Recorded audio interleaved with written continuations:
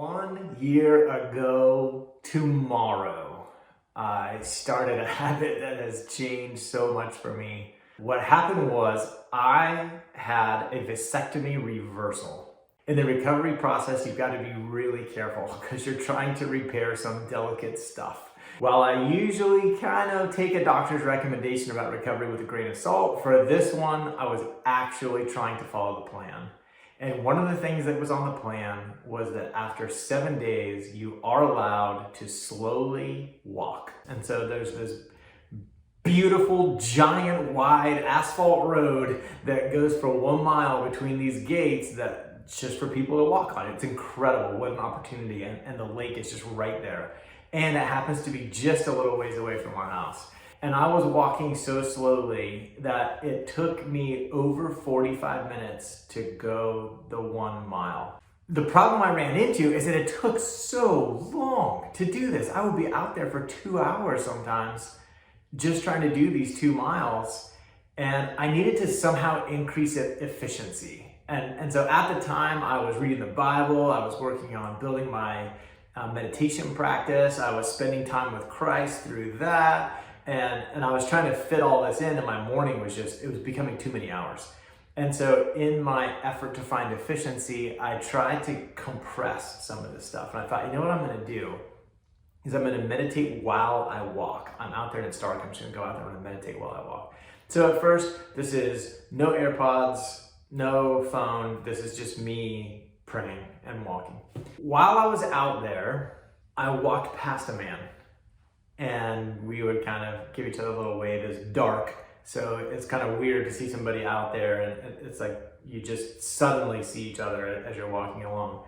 And so it happened a few days, and then we ended up talking a bit, just, hey, how's it going? And the how's it going got longer and got longer. And one time we just started talking about, what are you doing out here? Walking out here in the dark. I've never seen anybody else except for you. What are you doing out here in the dark?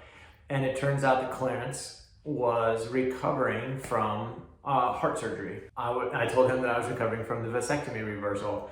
And so we sort of had that in common. We would sometimes be on the same path where we walked together, and sometimes we would just be passing as we went through. But I would see him out there every morning, and he would tell me, oh, I'm trying to increase up to this many miles. And I was like, okay, this is what I do. And every time we passed, we just have a little more conversation. And it turns out that Clarence had a dog, a golden retriever, that was kind of in its last days. I was out there with Duke, and so he would see Duke, and Duke would be excited, and Clarence would be excited, and he would kind of love on Duke a little bit. And well, what ended up coming out of this was that Clarence is now considered Duke's grandfather, and his wife Sandy is his grandmother. And Whit and I go over to Clarence and Sandy's, and we'll have coffee with them, and we'll chat with them, and they watch Duke while we're out of town, and they love having Duke. Sometimes they watch Duke while we're in town. They're just like, hey, I need some Duke time. And so Duke will go stay with them for 2 or 3 days. It gives us a lot of freedom to travel. So a lot of times when we're like, all right, we're gonna fly to California, or we're gonna fly to someplace else, and we can't take Duke along with us, we just know, oh, well, he can go stay at his grandparents' house, and everything's gonna be great. Troy Schickler actually asked on my Facebook, hey, what is it? What have you learned? What's different 365 days later? And that's what it is that I see God at work in more of my life and in more of my walks now than I did back then. So one of the things I would always pray for out there is the business, because as you're growing a business, any of you who are entrepreneurs or own your own business know, there are seasons of anxiety, of worry, because you don't know. It's like you're walking with a flashlight that can only see so far, and it always sees that far ahead, and you kind of have to learn to trust that the flashlight's going to continue to shine. And so I'd always ask God, hey, I'm looking for your guidance. How can you show up in here?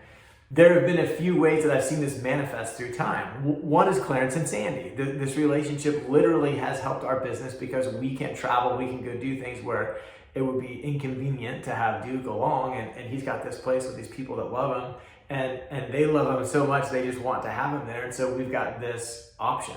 Another super random one is I was walking down there, and I see this other guy walking with a dog, big giant guy, And he's walking with his dog. His name is Justin. It turns out his dog's name is Jake. Well, again, you pass each other a few times and you kind of wave good morning. And then you start talking. Your dogs see each other. And I start talking to this guy. And it turns out that Justin is a college football player. He had played for Texas Tech and for UCLA. And he hurt himself. And so he's out there recovering also on this road, taking his slow walks, recovering from a shoulder surgery. And so as I cross with him more and more, say hello, conversations get longer and longer, two kind of cool things happen. One is that we get into a conversation about his time playing for Chip Kelly as his coach. Well, here I am, a mindset coach that uses a lot of sports analogies. I see sports coaching and life coaching as basically identical. It's just that one's in the sport and the other's in your life. And I got to hear from one of the top level sports coaches in the United States of America through Justin. I got to ask him questions. What did he say about this? What's his philosophy on this? What was it like to play for him in these situations? And what impact did he have on you? And I got to hear all this. Such a cool connection and such a cool network to have that information poured into my brain through this just random guy that's walking on the same road. The other thing that was cool is that Whit simultaneously is in school and she's working on the Bethel School of Supernatural Ministry. And one of the things that she does is practice the boldness and hearing the Lord to pray for someone for healing. And so one time Whit was walking with me and we saw Justin and Whit just asked, hey, is it cool if I pray for you? And he's like, oh, 100% yes. And so she, of course, is like reaching her hand way up because he's so tall to get her hand on his shoulder. And she prays with him and we have that experience out there. Well, that was one of the events that sort of led to Justin and I, having the familiarity to having these deeper conversations was that sort of moment. It's kind of a connecting thing to do something like that, to go through that prayer time together. And he's getting healthier and healthier, and so it's awesome to see him sort of back in his zone again. But he still gets out there and walks sometimes. I think same as me. I think he just really started to like it out there. One of my favorite parts about this journey is that something that happens in my mind, I don't know if it happens in yours, but one of the things that happens in my mind is I can't really justify sometimes taking risk or being bold or doing something that's a little bit out of the ordinary just because. I liked having the streak. I liked that I was working on trying to go for one full year of doing this every day because it gave this no matter what mentality that allowed me to go out there in some crazy conditions. It kind of gave me the space, the permission, the reason, the why. Would you go out there when there's lightning coming down everywhere and possibly hitting the lake?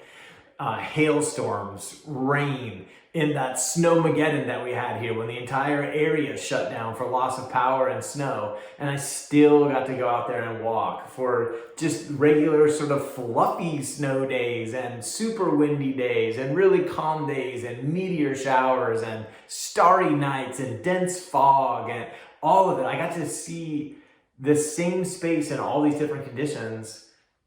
And I really kind of looked forward to it. A lot of times I would look at the weather and I would see when the big storm was going to hit. And I was like, okay, that's when I'm going to go. I'm going to actually aim for that time period. Another piece of it that I loved is the wildlife. There are deer out there. And I saw other things. I would see a fox. There's a great blue heron that I would see. And every morning I would say, good morning, great blue heron. It was sort of my little game because it's like camouflage and it tries to hold still. And so whenever I saw it, I would kind of point like, found you. Good morning, great blue heron. And this one day, it was awesome. I was walking out, and so the place we live is called Arrowhead Point. So part of the road goes way up above the lake, and it makes like a U-turn, like a hairpin turn if you're driving a car. And so it's got this point out there on the end. And at that point, it's a cliff down and a cliff up from both sides. There's just no margin for error. It's a normal road, probably 25, 30 feet wide right there. And so I was walking out there with Duke, and this day was really dark, like no moon, clouds, way before sunrise, just a very, very dark walk. And as I'm walking along, I feel like Duke is kind of acting strange. And so when I kind of snapped my fingers to get his attention, Duke was over here and a deer takes off running the other direction. And I was like, whoa, that surprised me. I didn't know there's a deer right there, right next to me. And then all of a sudden I hear this all the hooves of these deer just running, and I don't know where they are. I know they're in front of me somewhere, and I can tell they're coming toward me, but I'm at this double cliffed section, and there's really nowhere I can go. If I were to run, I would run off a cliff into the lake. Plus, it's pitch black dark, and I can't see where anything is. And so I hear Duke take off running away. My big protector dog just left me there alone. And I can hear all this stuff, all the deer coming, the hooves getting closer and closer running on this road.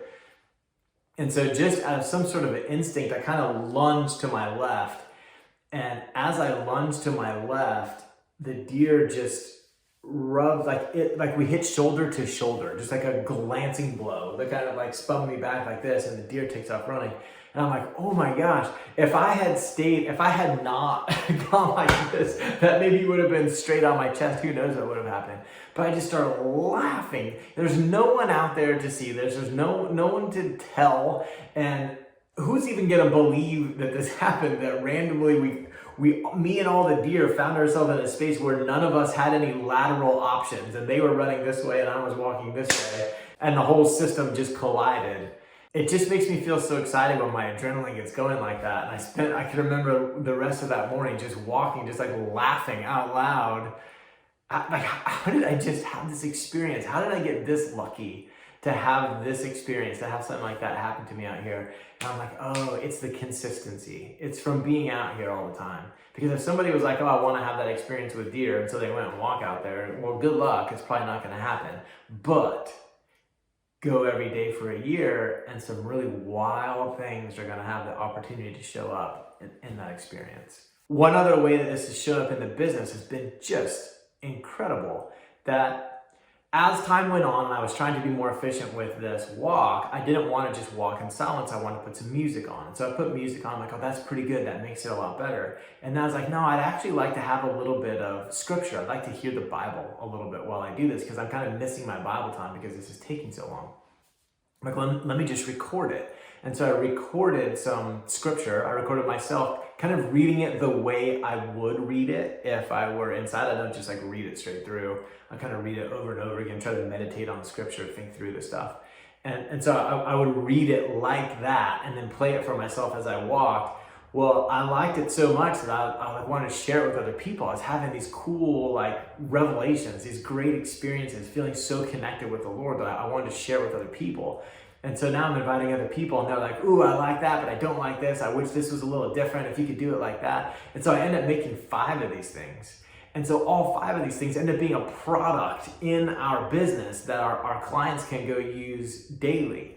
And then I think, what would be awesome would be to share this in person with people. So as COVID restrictions lifted, we had this big event where people came to the house and we walked. They did my meditation with me, walked on the road. People are, all stretched out in this line, listening to the same thing. And I got to all of a sudden realize, oh man, everyone right now is listening to this vulnerable, personal thing that I do in solitude. But then we get back and they're like, oh, it was great. I had this revelation and I love this part and it made me convicted in this way. And I'm like, oh, this is so neat to be sharing this.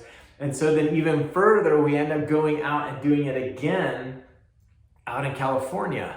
And so now we're out in California walking on the Strand, listening to this music, watching the sunset. We did sunset, not sunrise out there.